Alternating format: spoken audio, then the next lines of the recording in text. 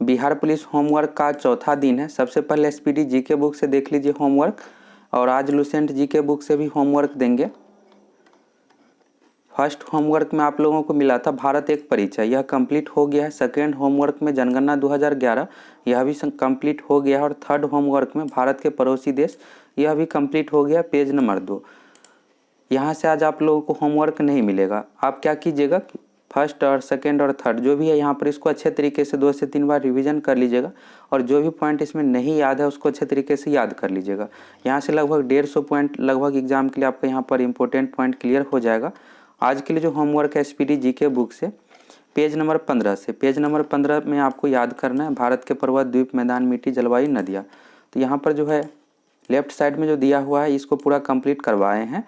कल के लिए होमवर्क जो आप लोगों को था यहाँ तक लास्ट तक याद करने के लिए, आज जो है आपको याद करना है इसमें से पेज नंबर 15 में से यह जो बीच वाला है, बीच वाला आपको याद करना है पूरा शुरू से लेकर नीचे तक। लगभग 40 से 50 पॉइंट यहाँ पर दिया हुआ है, सभी यहाँ पर इम्पोर्टेंट है। जैसे पूछ दिया जाता है दक्षिण भारत की सबसे ऊंची चोटी कौन सी है, तो अन्नामुदी है, यह सभी पूछा जाता है। कोडाईकनाल पालनी पहाड़ी कहाँ स्थित है, तमिलनाडु में है। कोरोमंडल तट कहाँ से कहाँ के बीच है, तो तमिलनाडु आंध्र प्रदेश के बीच है। इन सभी पॉइंट से एग्जाम में क्वेश्चन पूछा ही जाता है, तो इसको आप अच्छे तरीके से याद कर लीजिएगा। गारो खासी जयंतिया पहाड़ी से रिलेटेड भी पूछा जाता है, कहाँ है पहाड़ी, तो मेघालय में है।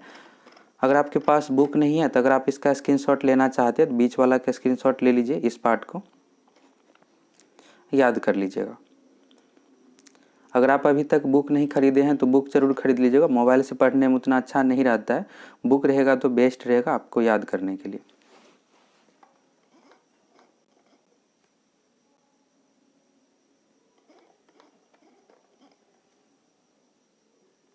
चलिए अब यह हो गया, अब आगे का देख लीजिए। आगे का जो है यहाँ पर पेज नंबर 15 से हो गया। इसके बाद है पेज नंबर 27 में, तो पेज नंबर 27 में यहाँ से क्वेश्चन बैंक शुरू होता है।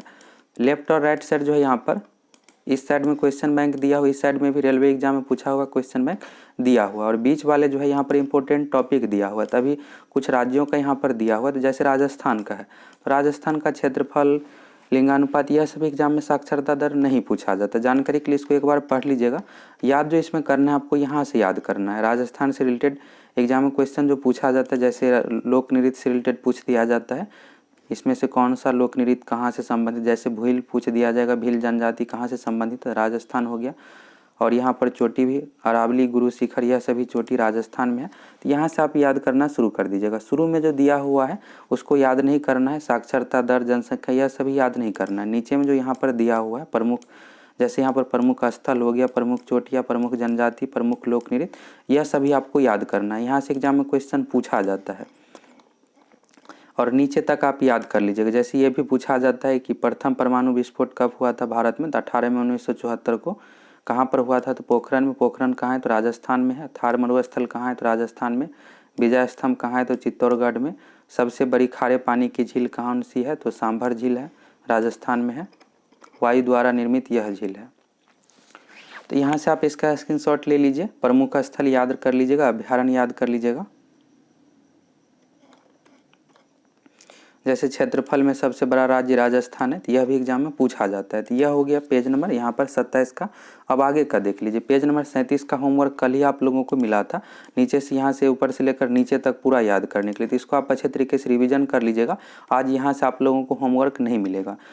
यहाँ पर जो भी है इंपॉर्टेंट है एग्जाम के लिए, इसको आप अच्छे तरीके से रिवीजन कर लीजिएगा। और नीचे में जो यहाँ पर दिया हुआ इस बॉक्स में, इसका आप नोट्स बना लीजिएगा। एग्जाम के समय में रिवीजन के लिए बेस्ट रहेगा, यहाँ से क्वेश्चन पूछा जाता है। और इसमें बहुत ज़्यादा आपको कन्फ्यूजन रहेगा, क्योंकि यहाँ पर देखिएगा बोकारो स्टील प्लांट 1964 है, भिलाई स्टील प्लांट 1955 है, तो बार बार रिवीजन कीजिएगा तो कन्फ्यूजन दूर हो जाएगा। अब आ जाते हैं बुक के ठीक बीच में। अगर आपके पास पुराना बुक है तो पेज नंबर 5 से 10 आगे पीछे हो सकता है, तो आप मिला लीजिएगा। यहाँ पर पेज नंबर 169 है, तो अगर आपके पास 2-3 साल पुराना बुक है तो थोड़ा सा पीछे दिया हुआ होगा, 160 के अप्रॉक्स में आप खोज लीजिएगा। अगर आप अभी जस्ट खरीदे हैं तो हो सकता है 172-73 में दिया हो। यहाँ पर प्राचीन भारत के बारे में, इतिहास से रिलेटेड है, तो जो भी इंपॉर्टेंट क्वेश्चन इतिहास के बारे में यहाँ पर 2 से 3 पेज में दिया हुआ है। तो यहाँ से जो है आपको लेफ्ट साइड वाला पूरा याद करना है।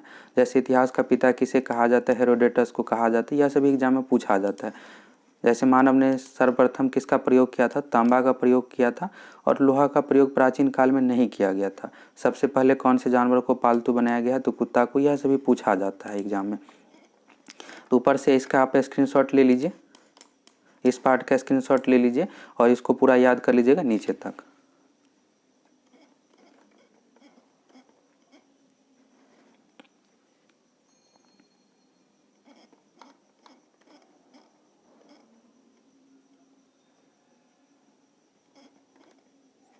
जैसे यह भी कई बार एग्जाम में पूछा जाता है क्वेश्चन, जूते हुए खेत का साक्ष्य कहाँ से मिला है, कालीबंगा से।